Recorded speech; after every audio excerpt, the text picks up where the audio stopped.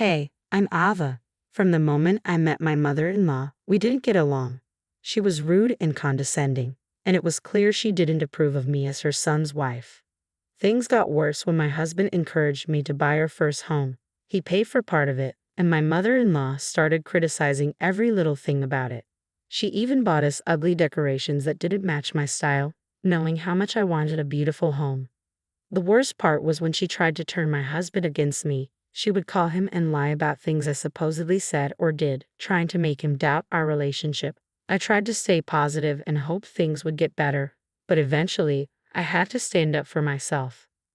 I invited her over for dinner, hoping to improve our relationship. I spent hours cooking and preparing the meal, but she barely touched her food. "Mary, Ansel and I are so glad to have you over for dinner. Ansel told me to make your favorite dish," I said. "Unfortunately, this looks like my least favorite dish. This isn't food. I wouldn't feed this to an animal. Do you call this cooking? Do you even know how bread is made?" she responded. "I'm trying to patch things up with you and bridge the gap, but you never meet me in the middle. You're just mean," I replied. "Well, it's still pretty inedible. How does Ansel eat this?"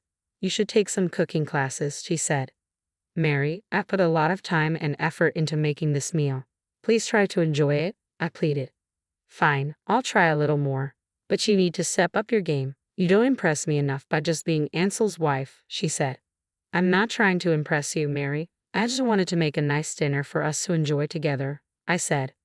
"I heard from Ansel that you burned the roast last week," she added. "I did burn the roast, but I learned from my mistake and I'm getting better. Can we please just focus on the present and enjoy this meal? Can you stop being grumpy for once?" I asked. Throughout the meal, she kept making aggressive comments and I felt uncomfortable in my own home. Ansel never stood up for me. He said it was between us to figure out and always sided with his mom. At my aunt's birthday party, which was supposed to be fun with painting and wine, things got uncomfortable when my mother-in-law showed up. "Hey, Auntie, happy birthday. This is such a cool setup. I love the idea of painting and sipping on wine," I said. "Thank you, Ava. I'm glad you like it. It's a nice way to unwind and have fun," my aunt replied. "I'm surprised to see my mother-in-law here," I said. "Oh, Mary and I are great friends. I love her accessories. Sorry, I forgot to tell you I invited her. I know you two have had some issues, but I wanted to smooth things over. Plus, she's family," my aunt explained. "You know she makes me uncomfortable. She's always rude and passive-aggressive to me," I said. "I know, and I'm sorry. Just try to have a good time tonight, and don't let her get to you," my aunt said. My mother-in-law wore a super revealing shirt and got paint on it and her stomach while getting drunk. My aunt and mom helped her clean up in the bathroom. I went to help because I didn't want to leave my mom alone with her. "You know, Jesse has been such a great boyfriend to me. He treats me like a queen and is always so thoughtful," my mother-in-law said. "Jesse? You're Jesse?" Ava told us he was absolutely horrible to her and Ansel in school, my mom said. "Oh, he's changed a lot since then. He has a great job now and always takes me out to nice restaurants and buys me gifts," she replied. "What does Ansel think of this? I thought he and Jesse had some kind of beef in the past," my aunt asked.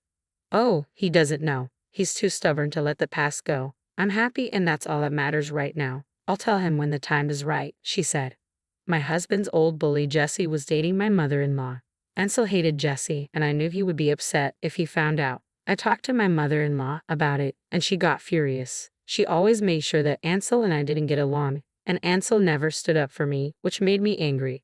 I needed someone to stand up for me, and Ansel was far from that, so I decided to talk to her myself. "You're always trying to create tension between Ansel and me," I confronted her. "What are you talking about? I've never done anything like that," she denied. "Really? Remember when you came over for dinner and barely touched your food while making passive-aggressive comments?" I reminded her. "Oh, that. I was just feeling a little under the weather," she excused. "And what about when you wore that revealing shirt at my aunt's party and got drunk? You got paint all over yourself, and my mom and aunt had to help you clean up," I continued. "That was just a harmless mistake. I didn't mean anything by it," she replied. "And then there's Jesse, Ansel's old bully, who's now dating you. I know Ansel hates him, and yet you're still with him. I'm giving you one day to tell Ansel yourself, or I will," I warned. "Jesse is a wonderful man, and Ansel needs to learn to forgive and forget," she argued. I don't think you understand how your actions affect us. It's about our marriage. I want us to have a good relationship, but it's hard when you're always causing problems, I explained. Later that night, I received a phone call that changed me. Living with Ansel was like living with a lazy, unproductive stranger. He often spent the entire day lounging on the couch, watching TV, and surfing the internet. Even when I asked him to help with household chores or errands, he would always come up with an excuse or simply ignore me. He was never emotionally present or supportive. He would dismiss my feelings and concerns without really listening. It felt like I was living with a stranger who had no interest in building a life together. Ansel, can you please help me with the dishes? They're piling up in the sink, I asked. I'm kind of in the middle of something right now. Can't you do them later? He replied. I have a deadline for work and I won't be able to get to them until late tonight. Can you just take a few minutes to help me out? I pleaded. I just don't see why I have to do everything you ask. I have things to do too, he said. Like what exactly? You've been sitting on the couch all day, I pointed out. I've been job hunting, okay. It's not easy finding something that fits my qualifications, he defended. I understand, but I need you to help around the house too. And speaking of which, why are you still taking rent from me for using the basement as my office? I paid for this entire house, I reminded him. Well, I need to contribute to the household expenses somehow, and the basement is technically mine since I paid for it, he argued. Are you kidding me? I own this entire house. I'm already contributing by paying for all the groceries and bills. You do nothing but ignore me and let your mother run her mouth all over the place. You are lazy, a snob, and I can't deal with you anymore, I snapped. Ansel always took advantage of my hard work. I worked 12-hour days to earn money and contribute to our household. I had the privilege of working from home, as my firm allows senior associates to stay in the comfort of their homes. Although I had bought the entire house, I used the basement to work, and Ansel kept charging me rent for it. I was fed up with it all. I hate the way things are going. You don't seem to be putting in any effort to help me around the house or with anything else, and on top of that, your mother keeps trying to control my life. I can't take it anymore, I declared. What do you want me to do, Ava? I can't just cut my mother out of my life. She raised me. I'm not asking you to cut her out, but you need to stand up for me and start contributing more around the house. If things don't change, I'm seriously considering divorce, I said. Ansel stayed quiet during the argument and later complained to his mother.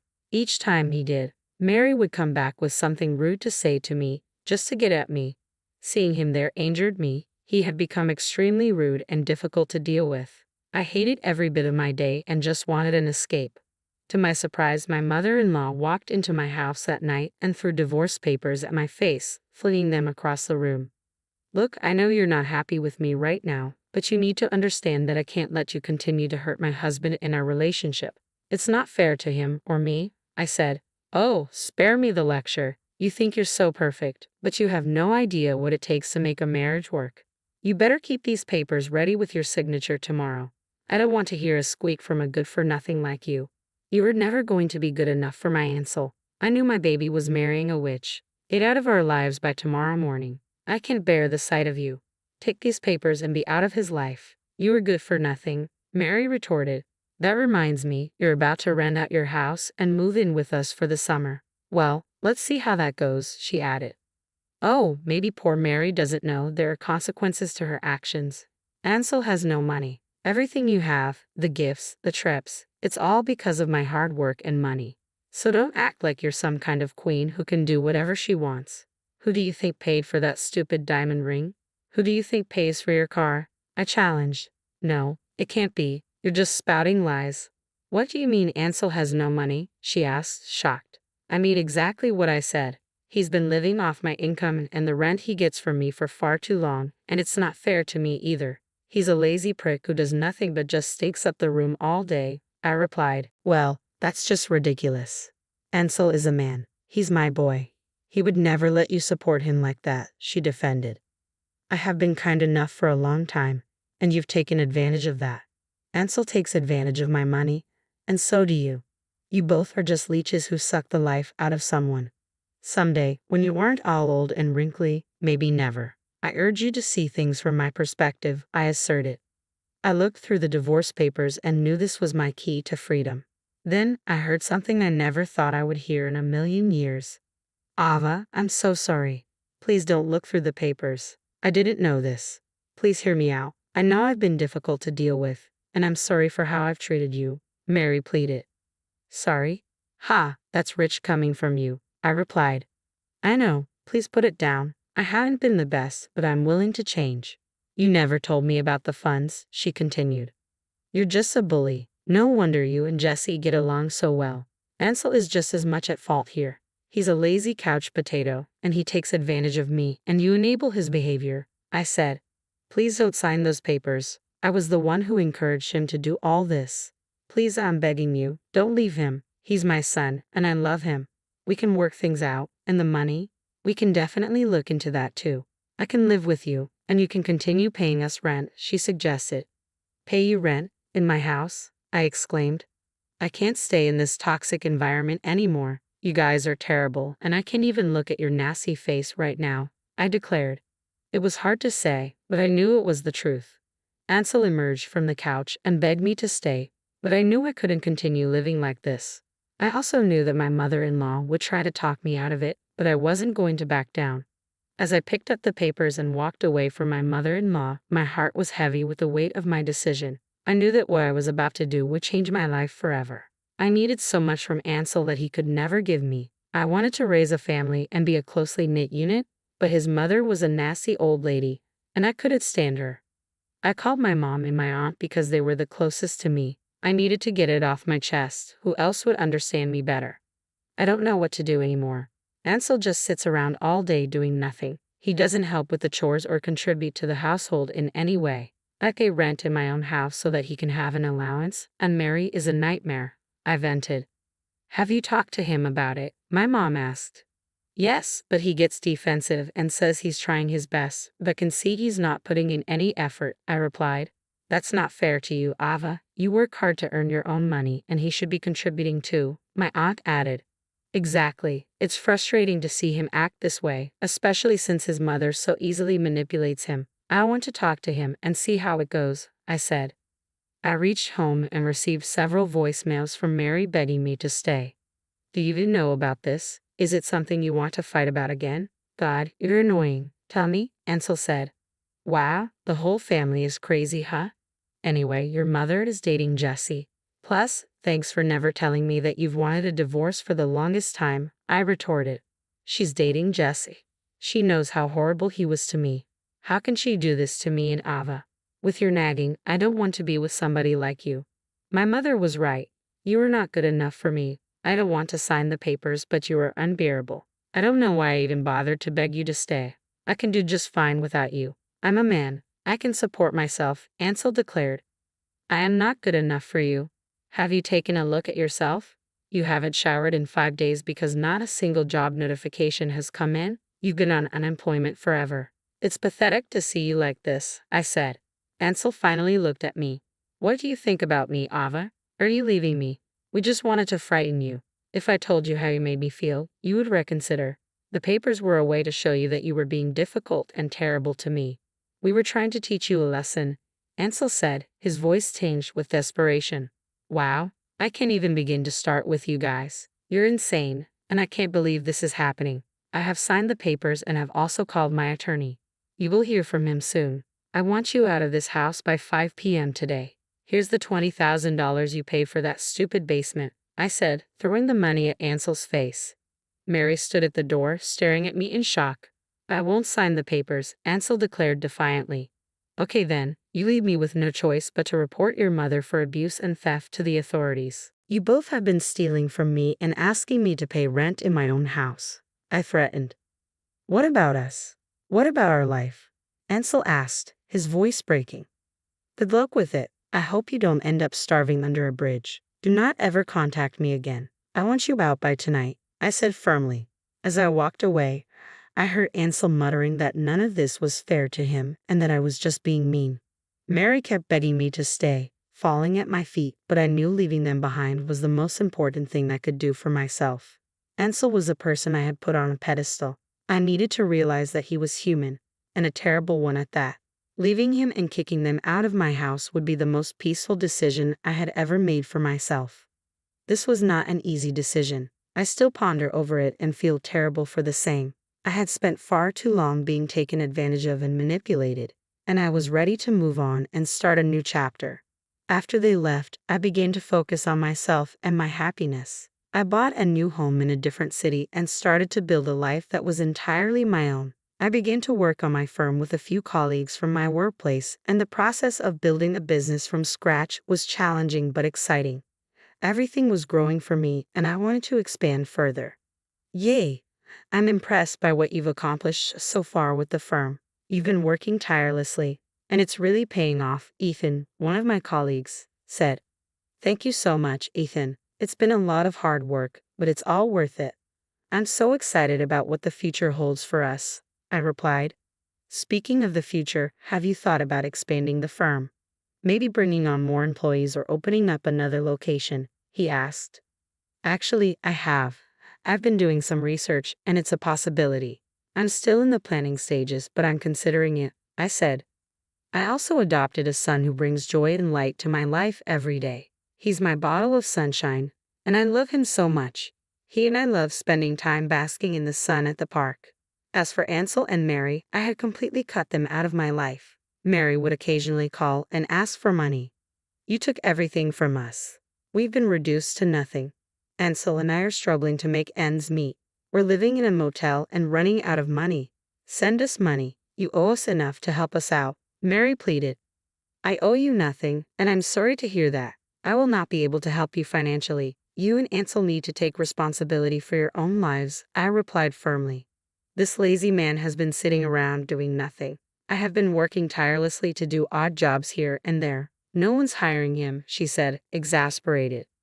Don't rely on me to support you. I told you who your son was, and you said that he was too good for me. You and Ansel need to work together to find a solution, I retorted. I understand and appreciate your apologies, but I can't ever forget the way you treated me. You guys are horrible. You don't know how I'm doing. I have hit rock bottom.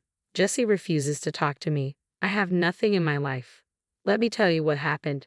Please just listen to me, she begged. I didn't want to listen to her talk about Jesse, but I didn't want my son to see me angry and swearing at my mother-in-law. I let her speak, and she told me about a conversation she had with her boyfriend. Jesse, what's going on? You've been acting distant lately, Mary had asked Jesse. I can't be your bank. I thought you were mine. I can't keep pretending that everything is okay between us and keep giving you all the money, Jesse replied. What are you talking about? I thought we were happy together, Mary said, shocked.